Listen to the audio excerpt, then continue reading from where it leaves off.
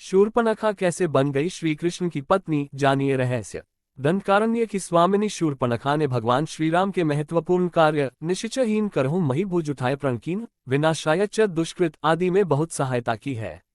जनमानस में शूर्पणखा की छवि राक्षसी होने, कामी होने, निर्ममता से नरसंहार करने की होने से वह घृणा की दृष्टि से देखी जाती है।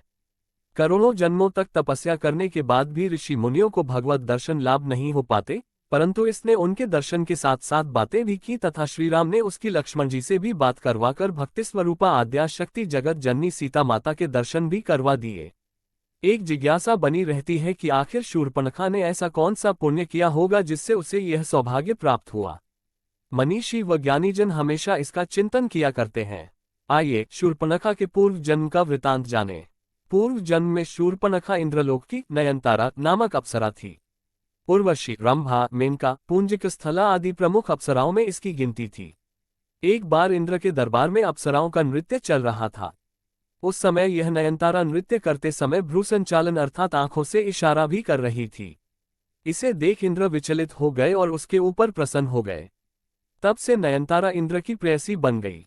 तत्कालीन समय में पृथ्वी पर एक वज्रा नामक एक ऋषि घोर तपस्या कर रहे थे। तब नयनतारा पर प्रसन्न होने के कारण ऋषि की तपस्या भंग करने हेतु इंद्र ने इसे ही पृथ्वी पर भेजा, परंतु वज्रा ऋषि की तपस्या भंग होने पर उन्होंने इसे राक्षसी होने का श्राप दे दिया। ऋषि से क्षमा याचना करने पर वज्रा ऋषि ने उससे कहा कि राक्षस जन्म में ही तुझे प्रभु के दर्शन होंगे। तब वही अप्सरा देह त्याग के बाद शूर्पणखा राक्षसी बनी। उसने दृढ़ निश्चय कर लिया कि प्रभु के दर्शन होने पर वह उन्हें प्राप्त कर लेगी। वही नयनतारा वाला मोहक रूप बनाकर ही शूर्पणखा श्रीराम प्रभु के पास गई, परंतु एक गलती कर बैठी।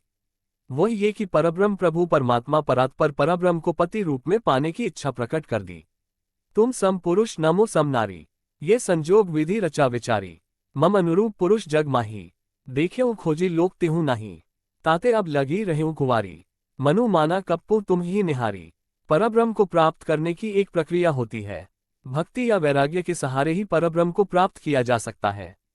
शूर्पणखा भक्ति रूपा सीता माता और वैराग्य रूपी श्री लक्ष्मण जी के पास न जाकर सीधे ब्रह्म के पास चली गई। यह उसकी सबसे बड़ी गलती है। वह तो डायरेक्ट श्रीराम की पत्नी बनकर भक्ति को ही अलग कर देना चाहती थी। इसके अलावा वैराग्य का आश्रय लेती तो भी प्रभु को प्राप्त कर सकती थी, परंतु वैराग्य को भी नकार कर अर्थात वैराग्य रूपी श्री लक्ष्मण जी के पास भी न जाकर एवं अहंकार में आकर सीधे प्रभु के पास चली गई। उसमें अहंकार आ गया। वह कहती है, संपूर्ण संसार में मेरे समान कोई नारी नहीं। इसका अर्थ ये हुआ कि समस्त संसार में आपकी पत्नी बनने लायक मेरे समान कोई नारी नहीं है। अहंकारी को प्रभु मिलन संभव ही नहीं हो सकता। फिर भी उचित प्रक्रिया का ज्ञान कराने के लिए उसे वैराग्य रूपी लक्ष्मण के पास भेजा गया ताकि उसे प्रभु मिलन की सही प्रक्रिया ज्ञात हो सके। शूर्पणखा जैसी गलतियां कई बार हम लोग भी करते हैं। जैसे प्रभु के मंदिर में जाने पर हम लोग जहां अगरबत्ती का खाली पैकेट, नारियल की पॉलिथीन, माचिस की तीली, दूध चढ़ाकर दूध का खाली पाउच मंदिर परिसर में डस्टबिन में न डालकर चाहे जहां फेंक देते हैं। चैनल गेट में ही अगरबत्ती लगा देते हैं। नियत स्थान को छोड़कर पीढ़ी पर भी दीपक लगा देते हैं, या भगवान के पैर के पास या शिवजी की जलाधारी के ऊपर ही दीपक रखाते हैं, आदि आदि। इस प्रकार के 32 भागवत अपराध होते हैं। मंदिरों में जाकर इन 32 अपराधों में से एक भी अपराध यदि कोई करता है तो उस पर भगवान की कृपा तो नहीं होती है, अपितु वही ईश्वर का कोपभाजन अवश्य बन जाता है।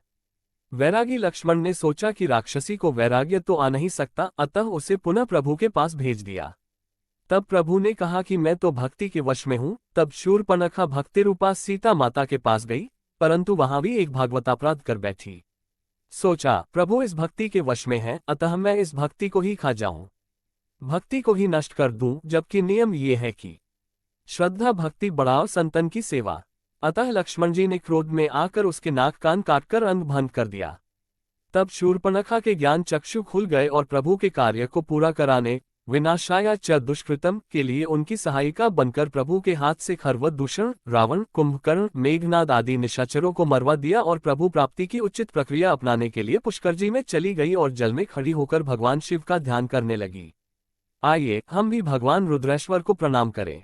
ज्योतिमत्र स्वरूपाय निर्मल ज्ञान चक्षु से ओम रुद्रेश्वराय शांताय ब्रह्मणे लिंग मूर्ते श्री कृष्ण की पत्नी 10,000 वर्ष बाद भगवान शिव ने शूर्पणखा को दर्शन दिए और वर प्रदान किया कि 28वें द्वापर युग में जब श्री राम कृष्णावतार लेंगे तब कुब्जा के रूप में तुम्हें कृष्ण से पति सुख की प्राप्ति होगी।